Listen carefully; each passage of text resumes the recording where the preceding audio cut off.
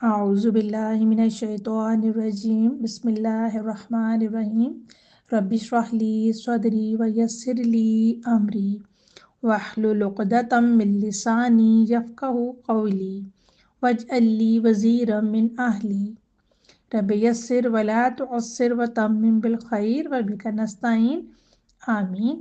अस्सलामु अलैकुम वरहमतुल्लाहि वबरकातुहू।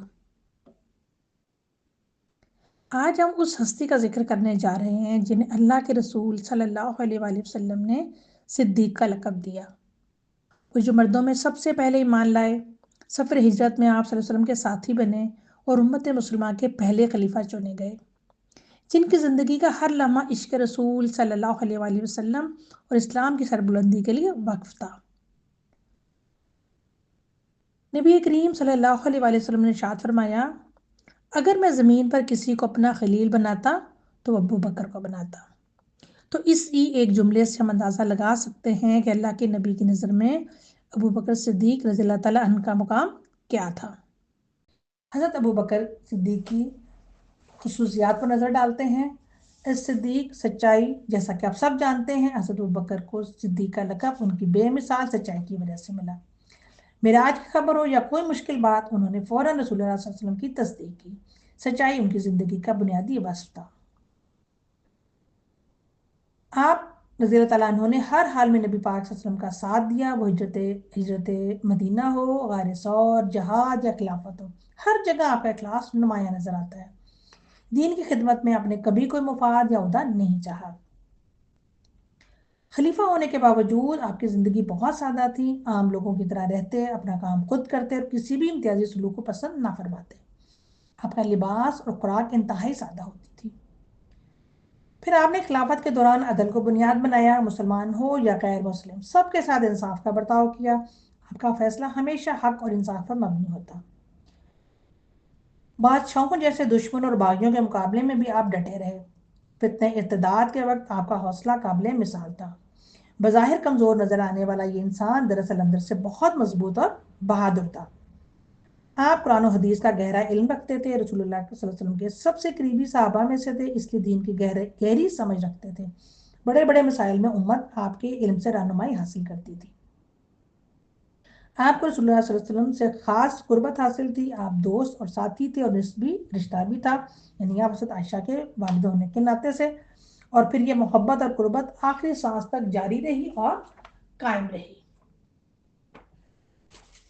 हज़रत अबू बकर सिद्दीक की सिफ़ात हमीदा को देखिए तो आप फितरतन अखलाक हमीदा से मुत्तसिफ़ थे। अयाम जहलियत में भी इफ़्फ़त, पाकीज़गी, पारसाई, रहमदिली, रास्तबाजी और दयानतदारी आपके मखसूस औसाफ थे।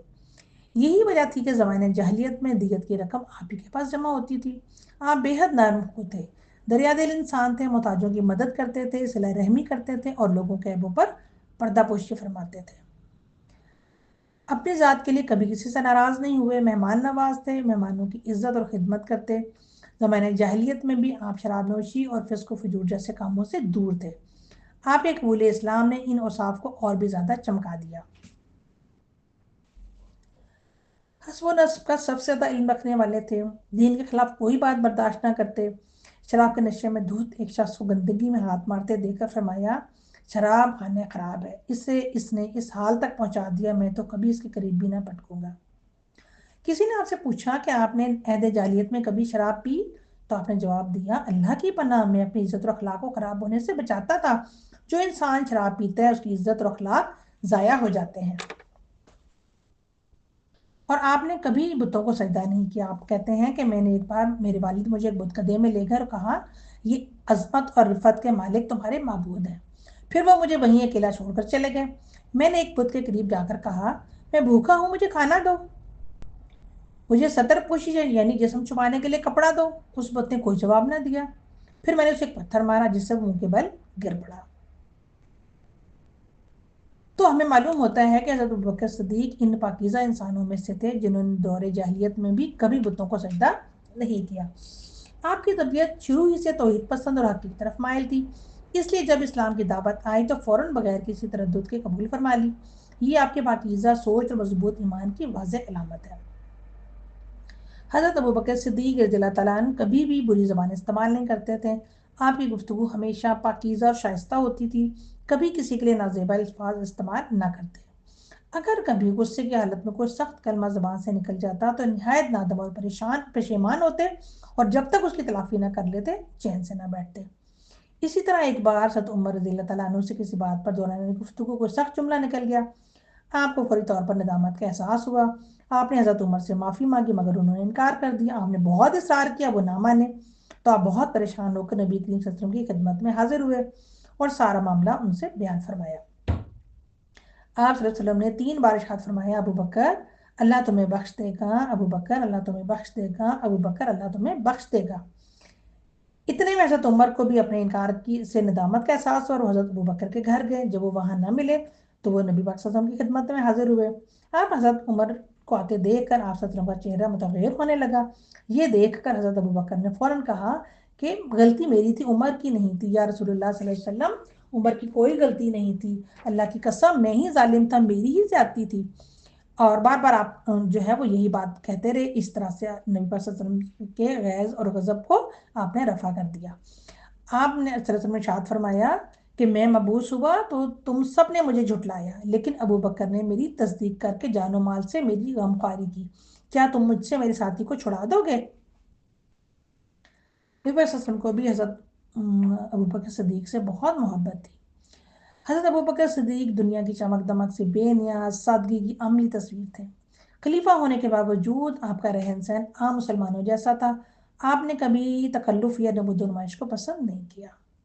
آپ حلال و حرام کے معاملے میں انتہائی محتاط رہتے اور ہمیشہ اللہ کے حضور جواب دہی کا احساس رکھتے تھے۔ راتوں کو عبادت میں گزارنا، آنسو بہانا اور اللہ کی رضا کے لیے تڑپنا آپ کی زندگی کا حصہ تھا۔ دل میں خشیت الہی اور زبان پر ذکر الہی آپ کی پہچان بن چکا تھا۔ یہی زہد و تقویٰ آپ کو صحابہ کرام میں ایک منفرد مقام عطا کرتا ہے۔ آپ بہت عاجز اور خاکسار انسان تھے۔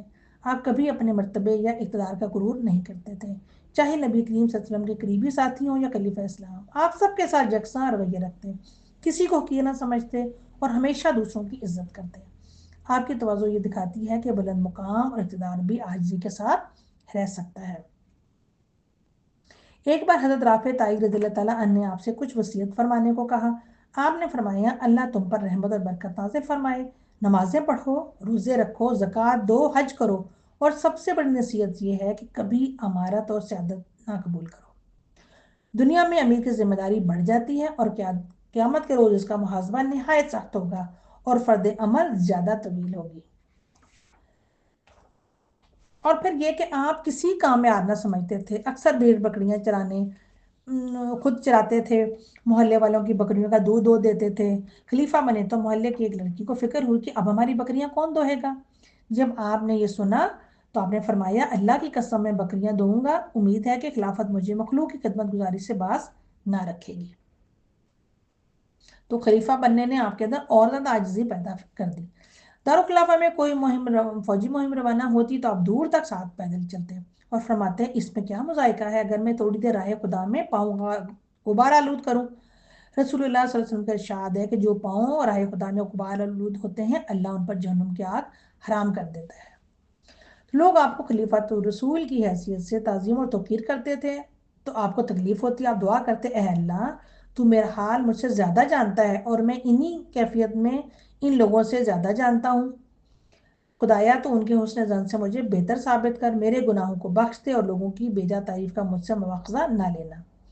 اور پھر آپ نے اپنی دولت کو اللہ کی راہ میں خرچ کرنے میں ہر وقت پیش رہتے تھے۔ آپ نے اسلام کی خدمت میں بے شمار مال دیا، چاہے وہ غریبوں کی مدد ہو، مساجد کی تعمیر یا جہاد کے لیے خرچ کرنا ہو۔ آپ کی سخاوت اور فیاضی کی مثالیں قرآن و حدیث میں ملتی ہیں۔ آپ کا انفاق خالص نیت اور اللہ کی رضا کے لیے ہوتا، نہ کہ دکھاوے یا ریاکاری کے لیے۔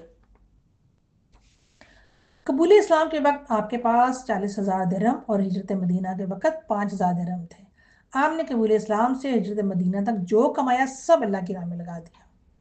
یہی وجہ ہے کہ فتح مکہ سے پہلے جن لوگوں نے اپنی جان اور مال سے رسول اللہ صلی اللہ علیہ وسلم کی مدد کی، ان کو قرآن نے خاص عظمت اور فضیلت کا مستحق قرار دیا۔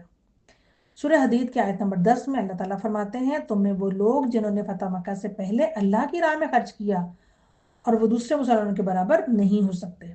بلکہ یہ ان لوگوں سے درجے میں بڑے ہیں جنہوں نے بعد فتح مکہ خرچ کیا اور لڑے۔ آپ صلی اللہ علیہ وسلم نے فرمایا ابو بکر رضی اللہ عنہ کے مال سے زیادہ کوئی مال میرے لیے مفید نہ ہوا، اور آپ بطور تشکر فرماتے تھے کہ جان و مال کے لحاظ سے مجھ پر ابو بکر سے زیادہ کسی کا احسان نہیں۔ اور اسلام کے ابتدائی دور میں جن لوگوں نے اسلام قبول کیا ان کی زیادہ تعداد غلاموں لونڈیوں کی تھی جو اپنے مشرک آقاؤں کے ظلم میں گرفتار تھے۔ حضرت ابو بکر نے بہت سو کو آزاد کرایا، ان میں نمایاں نام بلال حبشی، عامر بن فہیرہ، ام عبیس، جنیرہ، نہدیہ اور ان کی بیٹی کو آزاد کروانا ہے۔ حضرت ابو بکر صدیق رضی اللہ تعالیٰ عنہ ایک عظیم حکمران ہی نہیں تھے بلکہ خدمت گزار، نرم دل، عاجز اور نہایت اخلاق والے انسان تھے۔ ان کی پوری زندگی میں کے بجائے ہم پر مبنی تھی۔ سفر ہجرت میں نبی کریم صلی اللہ علیہ وسلم کے ساتھ غار ثور میں رہے، نہ صرف آپ بلکہ آپ کے خاندان کے اور افراد بھی اس میں شامل رہے۔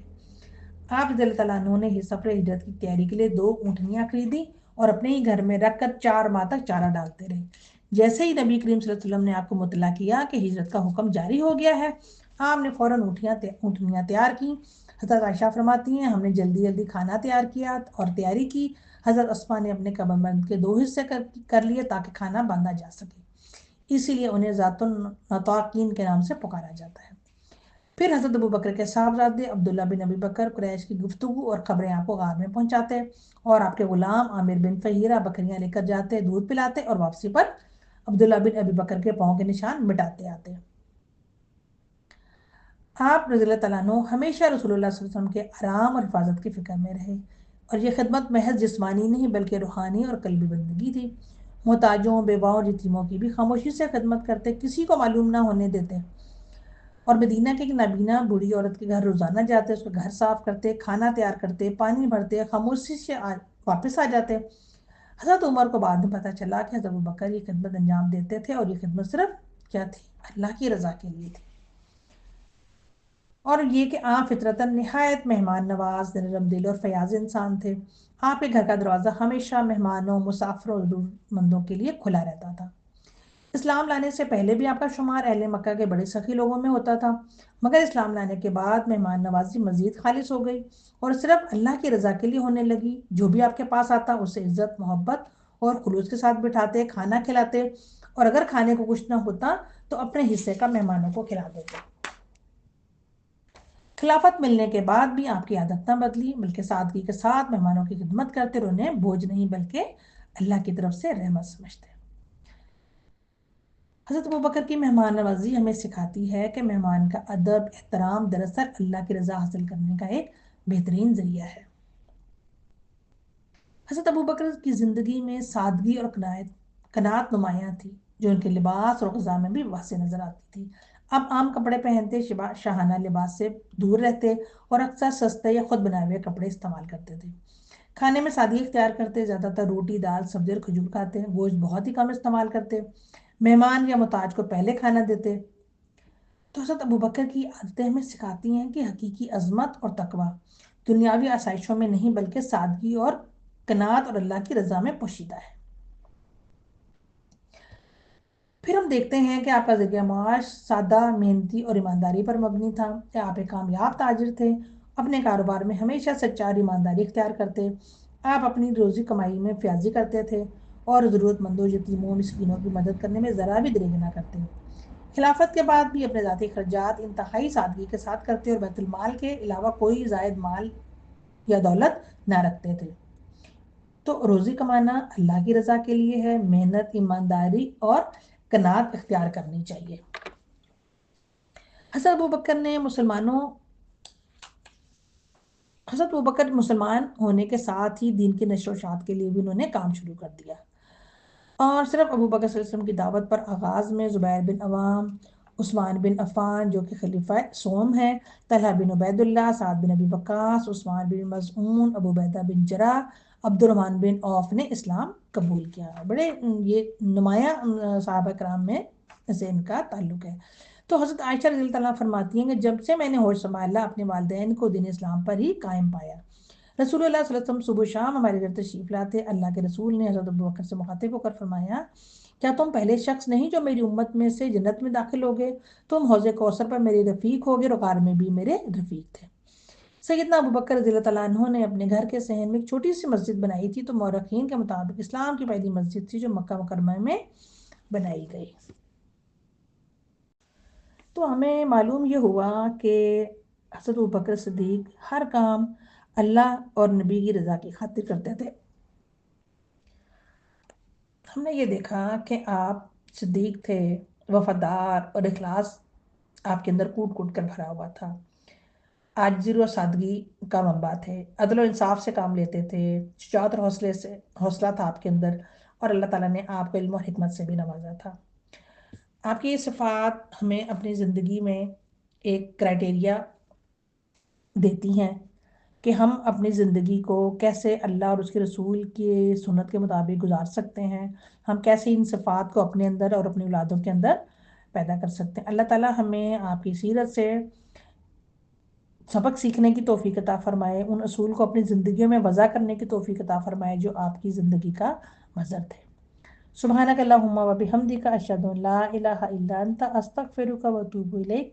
अस्सलामु अलैकुम व रहमतुल्लाहि व बरकातुहू।